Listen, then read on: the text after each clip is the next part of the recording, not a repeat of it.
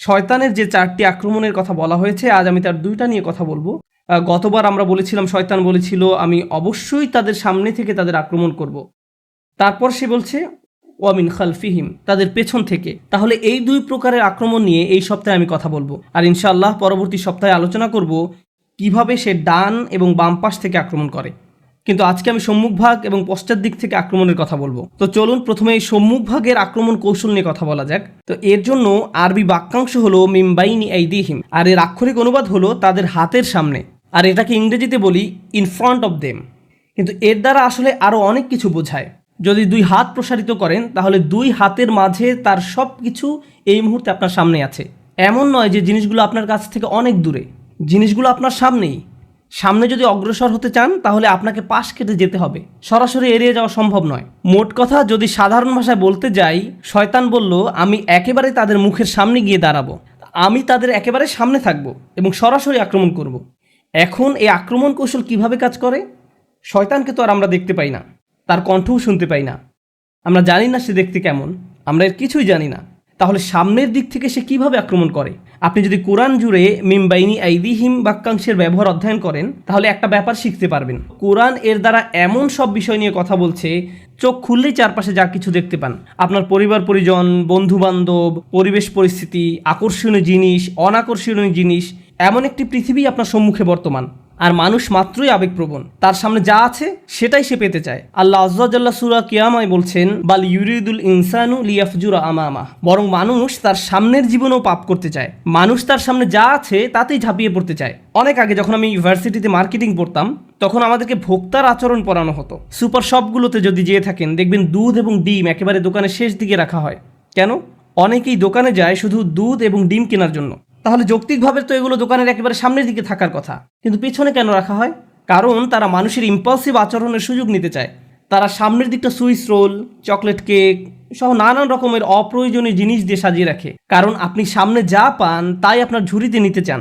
মানুষের আবেগ এমনই। শয়তান মানুষের এই আচরণের সুযোগ নিতে চায়। জীবন চলার পথে অনেক কিছুই আপনার সামনে এসে পড়বে, তখন শয়তান আপনাকে বলবে আরে এমন কি আর হবে, অল্প একটু উপভোগ করো, এটা তো খুব বেশি খারাপ না। সে আপনাকে ভবিষ্যতে এই কাজের কি পরিণতি হবে তা নিয়ে ভাবতে দিবে না। সে চায় এই মুহূর্তে তোমার সামনে কি আছে তা নিয়ে চিন্তা করো। আজকের দিনে ব্যাপারটা উপলব্ধি করা আর অনেক সহজ, কারণ আমরা ডিজিটাল যুগে বাস করি। যা কিছুই আপনি দেখতে চান, যা দিকে আপনি তাকাতে চান, শুনতে চান, ক্রয় করতে চান, সবই আপনার আঙুলের আগায়। তাৎক্ষণিকভাবে জিনিসগুলো আপনি পেতে পারেন। এমনকি যদি কোথাও যেতে চান এই মুহূর্তেই গাড়ি নিয়ে বের হতে পারবেন। আপনার মাথায় যে চিন্তাই আসে না, যে আকাঙ্ক্ষায় বাস্তবায়ন করতে চান না কেন, আপনি সাথে সাথে তার পিছনে ছুটতে পারেন। পরিণতি নিয়ে ভাবতে চান না। তো অনেক মানুষ যারা বিভিন্ন পাপে জড়িয়ে পড়ে, তাদের যদি জিজ্ঞেস করেন কেন তুমি পাপে জড়াও, তারা বলবে না যে আমি পাপী হতে চাই, তারা বলবে আমি আসলে বিষয়টি নিয়ে ভাবতে চাই না, আমি এটা নিয়ে চিন্তা করতে চাই না। আপনি যদি তাদেরকে এর পরিণতি মনে করিয়ে দিতে চান, তারা বলবে আমাকে এসব নিয়ে ভাবতে বলো না। এমন অনেক ডাক্তারের কথা জানি যারা ইমার্জেন্সি রুমে চাকরি করেন, তারা শুক্রবার রাতে বহু বাজে ঘটনা দেখতে পান। মানুষ তাদের প্রাত্যহিক জীবনের সমস্যা থেকে বেরিয়ে এসে একটু মুক্তি পেতে চায়, তাই তারা শুক্রবার রাতে মদ পান করে। তারপর ইমার্জেন্সি রুমে আপনি যেসব ভয়ানক দৃশ্য দেখতে পান তার অনেকগুলো এই মদ পানের সাথে সরাসরি জড়িত। কারণ এই মানুষগুলো চিন্তা করতে চায় না যে আমার আগে বহু মানুষের জীবন নষ্ট করেছে এই মদ। না, আমি এটা নিয়ে ভাবতে চাই না, আমার ক্ষেত্রে এমনটি ঘটবে না। আমি শুধু এই মুহূর্তে মজা পেতে চাই, আমি এখন মাতাল হতে চাই, ফলাফল নিয়ে ভাবতে চাই না। আর শয়তান আপনার কাছ থেকে প্রথমে এটাই আশা করে, আপনার সামনে যা আছে তার মাঝেই ঝাঁপিয়ে পড়তে আপনাকে প্ররোচনা দিবে। এর আরেকটা অর্থ হলো বস্তুগত জিনিস। অন্য কথায় সে চায় আমরা যেন এমন সব জিনিস নিয়ে আচ্ছন্ন হয়ে পড়ি যা দৃশ্যমান। আপনি সর্বদা গাড়ি নিয়ে চিন্তা করেন, আপনার শারীরিক সৌন্দর্য নিয়ে ভাবতে থাকেন, বারবার আয়নার সামনে গিয়ে নিজেকে চেক করেন, আমাকে দেখতে কেমন দেখায়, আমাকে কেমন দেখায়, আমার ওজন কত, কোন ড্রেসে আমাকে ভালো দেখাবে, এটাতে নাকি ওটাতে। সারাক্ষণ এভাবে বস্তুগত জিনিস, দৈহিক সৌন্দর্য বা নানা রকম পণ্যদ্রব্য এগুলো নিয়ে আপনি আচ্ছন্ন থাকেন। আবার বিভিন্ন ব্র্যান্ডের জিনিস নিয়েও মানুষ আচ্ছন্ন হয়ে পড়ে, নিজের কোন জিনিসটা অন্যদের দেখাবে তা নিয়ে সারাক্ষণ ভাবতে থাকে। কেউ কেউ সুন্দর বাড়ির প্রতি আচ্ছন্ন হয়ে পড়ে, ভাই আমি ভাড়া বাসায় থাকি, যেভাবেই হোক আমাকে নিজের বাড়িতে উঠতে হবে। এটাই এখন আমার সামনে বর্তমান। প্রতিবেশীদের সুন্দর বাড়িগুলোর সামনে দিয়ে যাওয়ার সময় স্বয়ংক্রিয়ভাবে চলার গতি তার থেমে যায়, অবাক হয়ে তাকিয়ে থাকে, কল্পনার রাজ্যে হারিয়ে যায়, মনে মনে ওই বাড়িতে বাস করতে থাকেন। আর শয়তান আপনার কাছ থেকে এটাই আশা করে। সাধারণভাবে এই জিনিসগুলো কামনা করা কিন্তু খারাপ কিছু নয়, আর একটা ব্যাপার স্মরণে রাখার জন্য আপনাদের মনোযোগ আকর্ষণ করছি। সূরাতুন নাসে আল্লাহ আমাদেরকে শয়তান সম্পর্কে বলছেন, আল্লাযী ইউওয়াসউইসু ফি সুদুরিন নাস, সে মানুষের বুকের মধ্যে কুমন্ত্রণা দেয়। মানুষের আবেগ অনুভূতি প্রকাশ করতে আরবিতে সুদূর শব্দটির ব্যবহার দেখা যায়। আল্লাহ বলছেন ওয়াসফি সুদুরা কওমিন মুমিনিন, এবং মুসলমানদের বুকসমূহ শান্ত করবেন। আল্লাহ বলছেন ওয়াসফি সুদুরা কওমিন মুমিনিন, মুমিনদের বুকসমূহ শান্ত করবেন, অর্থাৎ অন্তরসমূহ শান্ত করবেন। এর মানে হলো আল্লাহ যখন সদর বা বুক শব্দটি ব্যবহার করেন, তিনি এর দ্বারা আমাদের আবেগও বুঝিয়ে থাকেন। আমরা যে রাগ করি এটিও আমাদের বুকের অংশ, কান্না বুকের অংশ, ভালোবাসা বুকের অংশ, লোভ বুকের অংশ। এভাবে আপনি আমি যত রকমের অনুভূতির অভিজ্ঞতা লাভ করি, এর সবগুলোই বুকের অংশ। যখন আমরা অন্য কিছুর প্রতি আকৃষ্ট হয়ে পড়ি, এটাও আমাদের বুকের অংশ। যখন আমরা কুৎসিত কোনো কিছু থেকে মুখ ঘুরিয়ে ফেলি, সেটাও আমাদের বুকের অংশ। অলসতা বুকের অংশ, উৎসাহ উদ্দীপনাও আমাদের বুক থেকে আসে। এর দ্বারা এটাও বোঝায় যে আমাদের ভেতরে আল্লাহ যত রকমের আবেগ অনুভূতি দান করেছেন, রাগ, ভয়, সুখ, এই অনুভূতিগুলোই আমাদের সংজ্ঞায়িত করে। এগুলো সবই প্রকৃতিগত এবং শয়তান এগুলোর সুযোগ গ্রহণ করে। সে আপনার রাগ হওয়ার অনুভূতিকে ব্যবহার করে আপনাকে কষ্ট দিবে, সে আপনার সুখ অনুভূতিকে ব্যবহার করবে আপনাকে পথভ্রষ্ট করার জন্য, সে আপনার অলসতাকেও আপনার বিরুদ্ধে ব্যবহার করবে, আপনার দুঃখের অনুভূতির মাধ্যমে আপনাকে পথভ্রষ্ট করতে চাইবে। কিন্তু সে জানে কিভাবে আপনাকে প্রভাবিত করতে হয়, কিভাবে আপনাকে দিয়ে এমন কিছু অনুভব করাতে হয় যা আপনার অনুভব করার কথা নয়, এবং কিভাবে অতিরিক্ত মাত্রায় তা করতে হয়। এটা সত্য যে সবাই সুন্দর কিছুর প্রতি আকৃষ্ট হয়। কে সুন্দর বাড়িতে বাস করতে চায় না? প্রকৃতপক্ষে আল্লাহ আমাদেরকে জান্নাতে বড় বড় ম্যানশন দেওয়ার কথা বলছেন, সুন্দর সুন্দর বাগান দেওয়ার কথা বলেছেন, ঝর্ণার কথা বলেছেন। আমরা এই দুনিয়াতে যদি এগুলোর প্রতি আকৃষ্ট না হতাম, তাহলে পরকালেরগুলোর জন্য আমরা আকৃষ্ট হব কেন? দুনিয়াতে এগুলোর প্রতি আকর্ষণ থাকার কারণেই তো জান্নাতকে এতটা আবেদনময় মনে হয়। তাই সুন্দর জিনিসের প্রতি আকৃষ্ট হওয়া আমাদের প্রকৃতিগত। শয়তান কি করতে চায়? শয়তান এই অনুভূতির ভারসাম্য নষ্ট করতে চায়। আমি অমুক জিনিসটি পাওয়ার জন্য যা যা করার সবই করব। আমি এর পরিণতি নিয়ে ভাবতে চাই না। এটা আমার সামনে, আমি এখনই এটা চাই। এর বিপরীতে আল্লাহ কি অফার করছেন তা ভালোভাবে বোঝার জন্য আপনাদের নিকট একটা উপমা উপস্থাপন করতে চাই। কেউ যদি আপনার কাছে এসে এভাবে প্রস্তাব দেয়, দেখো আমার কাছে একটা বাড়ি আছে, এই হলো তার ছবি, খুবই সুন্দর ম্যানশন, এর সামনে সমুদ্র সৈকত আছে, এটি একটি টিলার উপরে অবস্থিত, বাড়ির সামনের দৃশ্য অসাধারণ সুন্দর, ভেতরের ডিজাইনও তুমি যেমন চাও ঠিক সেই রকম, তুমি যা চাইতে তার সবই এই বাড়িতে আছে। এই বাড়ির দাম কয়েক মিলিয়ন ডলার, কিন্তু আমি তোমার কাছে এটি মাত্র $200 বিক্রি করব। তো প্রথমত আপনি এটি বিশ্বাস করবেন না, না আপনি এটি আমার কাছে $200 বিক্রি করবেন না। এরপর সে তার প্রস্তাবটি বিস্তারিত ব্যাখ্যা করে বলল, দেখো আমি গ্যারান্টি দিচ্ছি আমি তোমার কাছে এটি $200 বিক্রি করব, কিন্তু একমাত্র শর্ত হলো ঠিক 15 বছর পরে তোমার নিকট এটি হস্তান্তর করা হবে। তুমি এখন এটির দখল পাবে না। $200 কিন্তু তোমাকে এখনই দিতে হবে। বাড়ির মালিকানা পাবে 15 বছর পর। এই কথা শোনার পর আপনি কোনোভাবেই এই প্রস্তাবে আর রাজি হবেন না। আপনার কাছে মনে হবে এটি একটা প্রতারণা। আল্লাহ আমাদেরকে ঠিক এরকমই একটি প্রস্তাব দিচ্ছেন। এই হলো জান্নাত, এতে যেতে বেশি কিছুর দরকার নেই। আমি তোমাদের কাছে অনেক কিছু চাচ্ছি না, কিন্তু তোমরা এখন যেতে পারবে না। বিপরীতে শয়তান এসে বলে, আমি তোমাদেরকে জান্নাত দিতে পারবো না, আমি তোমাকে এর চেয়ে অনেক কম দিব, কিন্তু ব্যাপারটা হলো আমি তোমাকে এই মুহূর্তে দিব। জাস্ট এখনই এই আনন্দ নিয়ে নাও, এটি অনেক সহজ, আমাকে তোমার কিছুই দিতে হবে না। এভাবে সে তাৎক্ষণিক ভোগের প্রস্তাব দেয়। আপনাদের মধ্যে যারা ব্যবসা করেন তাদের উদ্দেশ্যে বলছি, কেউ এসে যদি আপনাকে বলে আমি তোমার থেকে এই মালামাল কিনতে চাই, কিন্তু আমি পরের মাসে টাকা দিব, ঠিক তখন অন্য একজন এসে বলল আমিও তোমার এই মালামাল কিনতে চাই, আর আমি তোমাকে এখনই সব টাকা নগদ দিব, আমাকে 10% ডিসকাউন্ট দাও। নগদ প্রস্তাবেই রাজি হবেন। আমি টাকার জন্য আরও 1 মাস অপেক্ষা করতে চাই না। মানুষ তুহিব্বুনাল আজিলাহ, তড়িৎ পাওয়া যায় এমন জিনিসকে ভালোবাসে। শয়তান এর সুযোগ গ্রহণ করে, সে আপনাকে উত্তেজিত করে তুলবে। তোমাকে অপেক্ষা করতে হবে কেন? তোমাকে কেন ধৈর্য ধরতে হবে? তুমি যদি চাও এখনই জিনিসটা পেতে পারো। তুমি কি সুখ পেতে চাও না? সে এভাবে আপনার সামনে এসে দাঁড়াবে। আপনি তখন আকাঙ্ক্ষিত বস্তুটি ছাড়া আর সামনে কিছুই দেখতে পান না। জিনিসটি পেতে এমন অন্ধ হয়ে পড়েন যে এর ফলে আপনি নিজে কি কি ক্ষতির সম্মুখীন হবেন বা অন্য কারো কি কি ক্ষতি হবে তা নিয়ে আপনি চিন্তাও করতে চান না। আপনি তখন সম্পূর্ণরূপে শয়তান দ্বারা পরিচালিত হয়ে পড়েন। সম্মুখ ভাগ থেকে এটা শয়তানের অন্যতম প্রধান একটি আক্রমণ কৌশল। সামনের দিক থেকে আক্রমণ করে সে আপনাকে অনেকটা অন্ধ করে দেয়। মিম্বাইনি আইদিহিম, এর আরেকটা অর্থ হলো ভবিষ্যৎ। কিছু যদি আপনার সামনে এসে পড়ে, যেমন ট্রাফিক জ্যামে আটকা পড়েছেন আর বিশাল এক ট্রাক একেবারে আপনার সামনে উপস্থিত, তখন ট্রাফিক জ্যামটি কত লম্বা তা আপনার পক্ষে বুঝে ওঠা সম্ভব নয়। আপনি এদিক ওদিক কাত হয়েও সামনের দিকটা দেখতে পারবেন না, কারণ ট্রাকটি এত বিশাল আকারের যে এটি সামনের দিকটা সম্পূর্ণ ব্লক করে ফেলেছে। যখন কিছু একটা আপনার একেবারে মুখোমুখি এসে দাঁড়ায়, আপনি দূরের কিছু আর দেখতে পান না। শয়তান এরকম একটি ব্যাপার আপনার কাছ থেকে আশা করে। আপনার আমার সামনে অবশ্যই যে ব্যাপারটা ঘটবে তা হলো আল্লাহর সাক্ষাৎ। আপনি এবং আমি আমাদের প্রভুর দিকে এগিয়ে চলছি। এমনকি আপনি যদি দাঁড়িয়েও থাকেন, আপনি আসলে একটি কনভেয়ার বেল্টের উপর দাঁড়িয়ে আছেন যা আপনাকে আল্লাহর দিকে নিয়ে যাচ্ছে। আপনি ব্যাপারটা পছন্দ করেন বা না করেন, গ্রহণ করেন বা না করেন, আমরা প্রতিটি নিঃশ্বাসে সেদিকে এগিয়ে চলছি। আর সেই মিটিংটি এড়িয়ে যাওয়ার কোনো উপায় নেই। আর শয়তান আপনাকে এটা দেখতে দিতে চায় না। সে চায় না আমাদের মনে যেন এই ভাবনাটা আসে যে দিন যত যায় আমরা ততটা আল্লাহর কাছাকাছি হচ্ছি, আগামীকাল আরেকটু এগিয়ে যাব, এর পরের দিন আরও এগিয়ে যাব। ভবিষ্যতের ব্যাপারে শয়তান চায় আল্লাহর সাথে যে আপনার সাক্ষাৎ হবে এটা নিয়ে যেন চিন্তা না করেন, বরং সে চায় আপনার বন্ধুদের সাথে সাক্ষাৎ নিয়ে যেন আপনি চিন্তামগ্ন থাকেন, বা ছুটির দিনে কোথাও একত্রিত হওয়া নিয়ে, ভালো কোনো সময় নিয়ে, এই শুক্রবারে আমরা কি করব, পরের ছুটির দিনে কি করব। ভবিষ্যতের ব্যাপারে সে চায় নিকট ভবিষ্যৎ নিয়ে যেন চিন্তা করেন, আর দীর্ঘমেয়াদী ভবিষ্যতের কথা যেন ভুলে যান।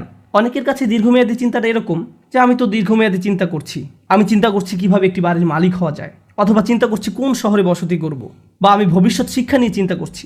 কিন্তু আল্লাহ আসলে চান আপনি যেন আরও দীর্ঘমেয়াদী চিন্তা করেন। যখন আপনি তার সামনে গিয়ে দণ্ডায়মান হব তখন কি জবাব দেব, এভাবে যখন চিন্তা করবেন তখন আল্লাহর সাথে সাক্ষাৎ নিয়ে আপনার একটা পরিকল্পনা থাকবে। ঠিক যেমন তরুণরা ভার্সিটিতে ভর্তি হওয়ার পর তাদের একটা প্ল্যান থাকে 3 বা 4 বছরের মাঝে গ্রাজুয়েট হওয়া। এই প্ল্যান থাকার ফলে আপনি তখন অনেক সাবধানতার সাথে বিভিন্ন কোর্স নেবেন। এই সেমিস্টারে কোনটা কোনটা নেবেন, পরের সেমিস্টারে কোনটা কোনটা নেবেন, এখন আপনার কাছে কত ক্রেডিট আছে, কোন কোন কোর্সগুলো ঢিলে ঢালাভাবে করলেও হবে, এই সকল ব্যাপারে আপনার সুচিন্তিত একটি পরিকল্পনা থাকে। যদি পিছিয়ে পড়েন তাহলে অতিরিক্ত কাজ করে তা পুষিয়ে নিতে হবে।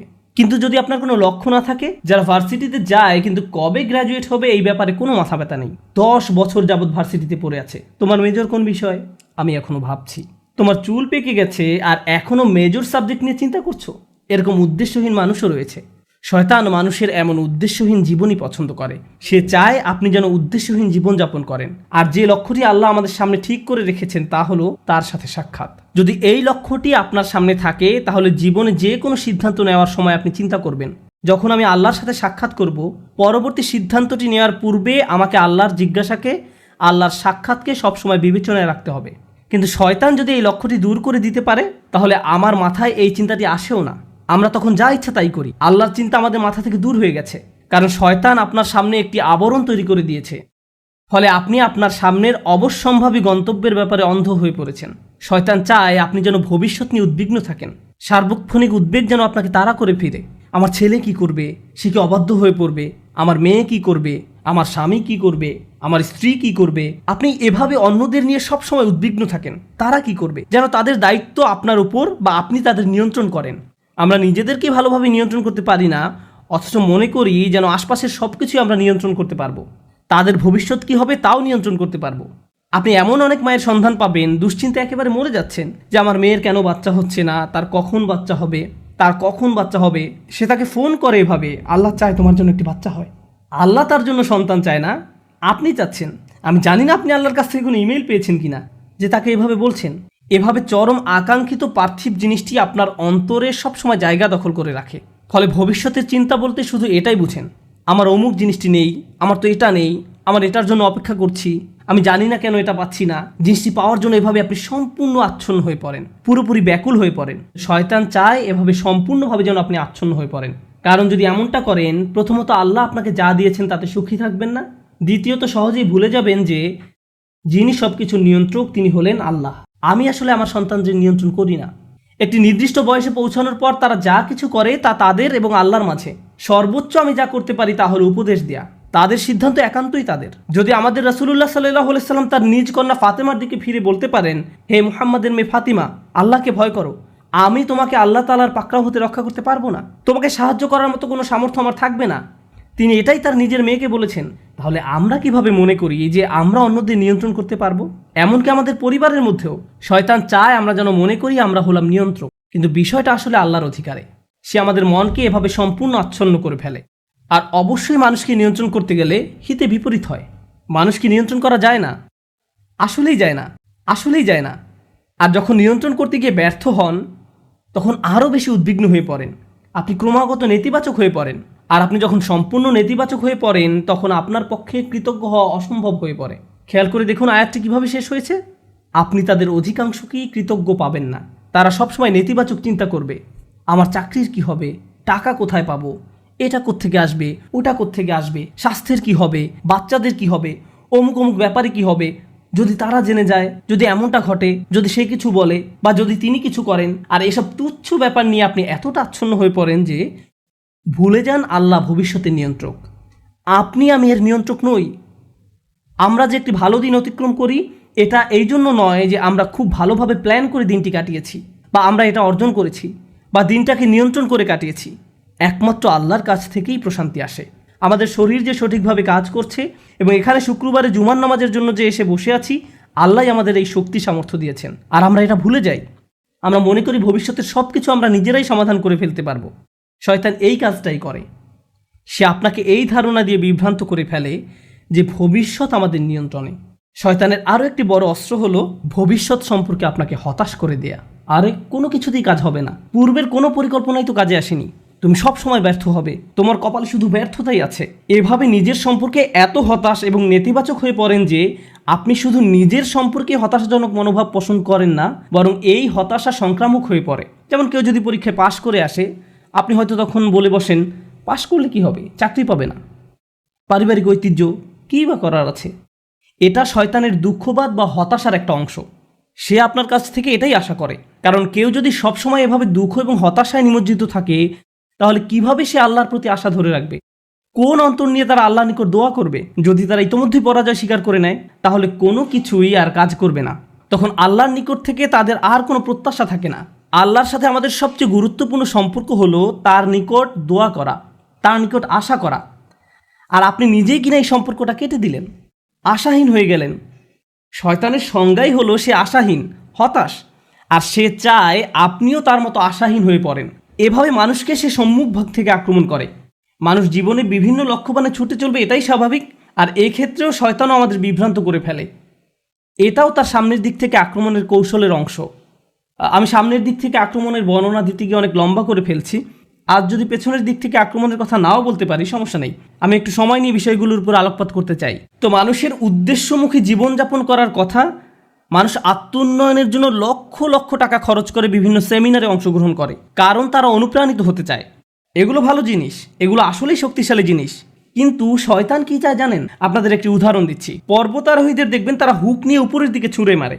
আপনি যদি আপনার হুক 20 ফিট উপরে নিক্ষেপ করেন, আপনি কেবল ততটুকু উপরে পৌঁছতে পারবেন। আপনি যদি 30 ফিট উপরে হুক নিক্ষেপ করেন, তাহলে 30 ফিট উপরে পৌঁছতে পারবেন।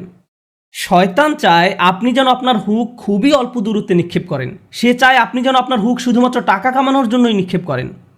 অমুক পরিমাণ টাকা অর্জন করতে পারলে আমার জীবন সফল। তখন আপনি সারাক্ষণ এই চিন্তায় মগ্ন থাকেন, মনে হয় যেন যদি এই লক্ষ্য অর্জন করতে পারেন তাহলে সব কিছু ঠিক হয়ে যাবে। একবার যদি এই লক্ষ্য অর্জন করতে পারি তাহলে জীবনটা আশ্চর্য রকম সুন্দর হয়ে যাবে। আপনি যখন সেই লক্ষ্যের কাছাকাছি পৌঁছে যান বা উদ্দেশ্য অর্জন করে ফেলেন, আরও 30টা সমস্যা এসে হাজির হয়। শয়তান চায় আপনি যেন ছোট লক্ষ্যের পিছনে ছুটে জীবন অতিবাহিত করে ফেলেন, আর এই নিম্নতর উদ্দেশ্য অর্জনে এতটাই নিমজ্জিত থাকেন যে অন্য কিছু আর চোখেও পড়ে না।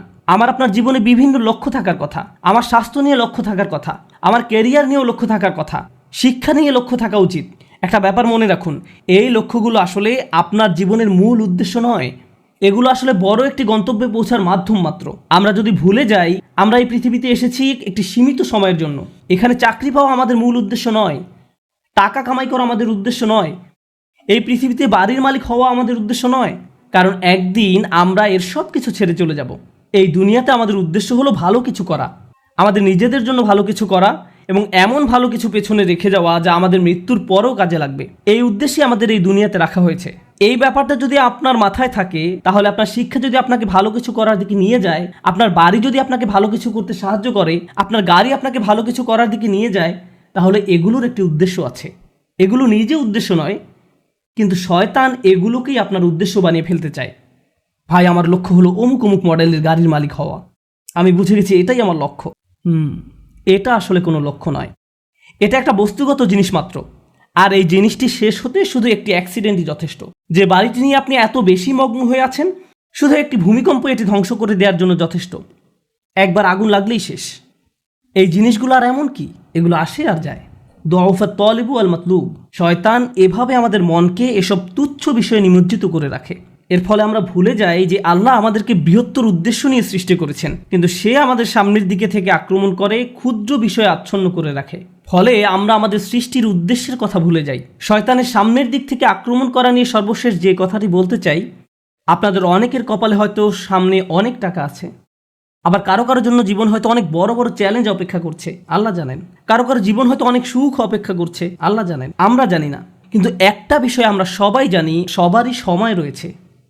কারো হয়তো কয়েক সেকেন্ড, কারো হয়তো কয়েক বছর, কারো হয়তো কয়েক দশক সময় হাতে আছে। কিন্তু একটা ব্যাপারে আমরা নিশ্চিত যে আমাদের সবারই হাতে সময় আছে। শয়তান যখন আপনাকে সম্মুখ ভাগ থেকে আক্রমণ করে, সে চায় আপনি যেন আপনার সময়কে কোনো মর্যাদা না দেন। সে চায় ভালো কাজ করার সময় আসলে আপনি যেন এভাবে ভাবেন যে আরে ভাই, আমার হাতে এখন অনেক সময় আছে, ভালো কাজ করার জন্য এত তাড়াহুড়ার কি আছে। কিন্তু যদি প্রবৃত্তির কোনো কামনা চরিতার্থ করতে হয়, তাহলে সাথে সাথে করতে হবে। প্রতিবার নামাজের সময় আপনার সাথে ঠিক এমনটাই ঘটে। জোহরের সময় যখন আসে, মসজিদ থেকে আজানের শব্দ ভেসে আসে, আপনার ঘড়ির অ্যালার্ম বেজে ওঠে, মোবাইলের অ্যাপ থেকে আজানের শব্দ শোনা যায়, আপনি তখন কি করেন?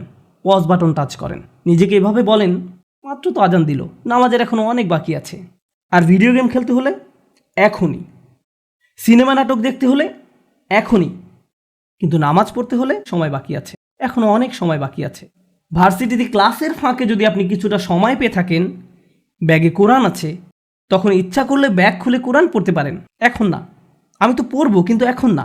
কিন্তু যে কোনো তুচ্ছ, অর্থহীন, বাজে কাজ ফেসবুক বা ইনস্টাগ্রামে স্ক্রল করতে করতে কখন যে 30-40 মিনিট পার করে দেন টেরই পান না। এমনকি ক্লাসের জন্য কখনো কখনো দেরি হয়ে যায়। অর্থহীন কাজের জন্য ঠিকই সময় বের করে নিলেন, এর কারণ হলো শয়তান চায় আপনি যেন আপনার সময়কে কোনো মূল্য না দেন। সে চায় আপনি যেন আপনার মূল্যবান সময়কে অর্থহীন কাজে ব্যয় করে নষ্ট করে ফেলেন। এভাবে আপনার সময় নষ্ট করার মাধ্যমে সে আপনার ভবিষ্যৎ ধ্বংস করে দেয়। তারপর যখন জীবনের একটা পর্যায়ে এসে পেছনে ফিরে দেখেন, তখন ভাবেন ভাই, আমি জীবনে কত সময় যে অযথা কাজে ব্যয় করে নষ্ট করেছি। এরপর জীবন নিয়ে হতাশ হয়ে পড়েন। এই খেলাটাই শয়তান আমাদের সাথে খেলে। এভাবে শয়তান বিভিন্ন কৌশলে সামনের দিক থেকে আমাদের আক্রমণ করে। আমি আল্লাহর কাছে দোয়া করছি, আল্লাহ যেন আমাদেরকে এইসব আক্রমণ থেকে সতর্ক থাকার তৌফিক দান করেন, এবং আল্লাহ আজ্জা ওয়া জাল্লা কখনো যেন আমাদের সেসব লোকদের অন্তর্ভুক্ত না করেন যারা বাস্তবতাকে তার প্রকৃত রূপে চিনতে ব্যর্থ হয়। রাসূলুল্লাহ সাল্লাল্লাহু আলাইহি সাল্লাম বলছেন, ও আল্লাহ, আমি চাই আপনি আমাকে বাস্তব বিষয়সমূহ আসলেই যেমন তেমনভাবেই দেখান। এটা আমার শেষ উপদেশ। কিভাবে আমরা শয়তানের এই আক্রমণগুলো মোকাবেলা করব? প্রথমে এগুলো শনাক্ত করতে হবে। তারপর আমাকে আপনাকে ক্রমাগত বাস্তব বিষয়গুলোর প্রকৃত রূপ খতিয়ে দেখতে হবে। আমাদের মোবাইলের অ্যাপগুলো চালাতে গেলে আমরা শুধু ইউজার ইন্টারফেস যেমন গ্রাফিক্স, মেনু ইত্যাদি দেখতে পারি, কিন্তু এগুলো আসলে প্রকৃত অ্যাপ নয়। এর পেছনে সোর্স কোড আছে, আপনি সেই কোড দেখতে পান না, আপনি শুধু ফ্রন্ট এন্ড দেখতে পান। ঠিক তেমনি বাস্তব জগতে যা কিছু দেখতে পান তা শুধু উপরের অংশ দেখতে পান, শুধু কভার দেখতে পান, কিন্তু এর পেছনে অন্য আরেক বাস্তবতা রয়েছে, এর পেছনে ইঞ্জিন রয়েছে। সমস্যা হলো আমরা কোনো কিছুর বাহ্যিক রূপ দেখে এর মূল্যায়ন করি, এর পেছনে যা আছে সেটাই যে আসলে মূল্যবান আমরা তা জানার চেষ্টাও করি না। কোরআন এই কাজটাই করে। কোরআন শুধু এই দুইটি চোখ দিয়ে দেখতে বলে না, এখানেও আরও এক সেট চোখ রয়েছে। লাহুম আয়ুনুন লা ইউবসিরুনা বিহা, তাদের চোখ রয়েছে কিন্তু তা দ্বারা তারা দেখে না, অর্থাৎ তারা আসল রূপ দেখে না, তারা শুধু বাহ্যিক ব্যাপারটা দেখে। আমাদেরকে অন্তর্চক্ষু দিয়ে তাকাতে হবে যা প্রকৃত রূপ দেখতে পারে। যদি এমনটা করতে পারেন, তাহলে যেভাবে আপনি সময় ব্যয় করেন, বিভিন্ন বিষয় নিয়ে চিন্তা করেন, বিভিন্ন জিনিসের মূল্য দিয়ে থাকেন, বিভিন্ন জিনিসকে গুরুত্ব দিয়ে থাকেন, তার সব কিছুই পরিবর্তিত হতে শুরু করবে। কারণ দিন শেষে আল্লাহর সাথে সাক্ষাৎ করার পূর্বে আমাদের হাতে জীবনের যে অংশটুকু বাকি আছে তার মূল ব্যাপার হলো ইউনাব্বাউল ইনসানু ইয়াউমা ইযিন বিমা কদ্দামা ওয়া আখার। কিয়ামতের দিন মানুষকে জিজ্ঞাসা করা হবে কোনটাকে তুমি প্রাথমিক পর্যায়ে গুরুত্ব দিয়েছো আর কোন ব্যাপারটাকে দ্বিতীয় পর্যায়ভুক্ত মনে করেছো। সবকিছুর মূল কথা এটাই, আমি আপনি যত সিদ্ধান্ত নিয়েছি তাতে কোনটাকে প্রায়োরিটি দিয়েছি আর কোনটাকে ফেলে রেখেছি। আর শয়তান এখানেই ঝামেলা তৈরি করতে চায়। সে আমাদেরকে ভুল ব্যাপারে অগ্রাধিকার দিতে প্ররোচিত করে। সে চাইবে আমরা যেন সত্যিকারের গুরুত্বপূর্ণ কাজটা ফেলে রাখি। আমরা দোয়া করি আল্লাহ যেন আমাদেরকে সেসব মানুষের অন্তর্ভুক্ত করেন যারা কাজের ক্ষেত্রে সঠিক অগ্রাধিকার নিশ্চিত করতে পারে, এবং শয়তানের কুমন্ত্রণা যেন আমাদেরকে আমাদের উদ্দেশ্য থেকে বিচ্যুত করে না দেয়। বারাকাল্লাহু লি ওয়া লাকুম ফিল কুরআনিল হাকিম ওয়া নাফা'নি ওয়া ইয়্যাকুম বিল আয়াতি ওয়া যিকরিল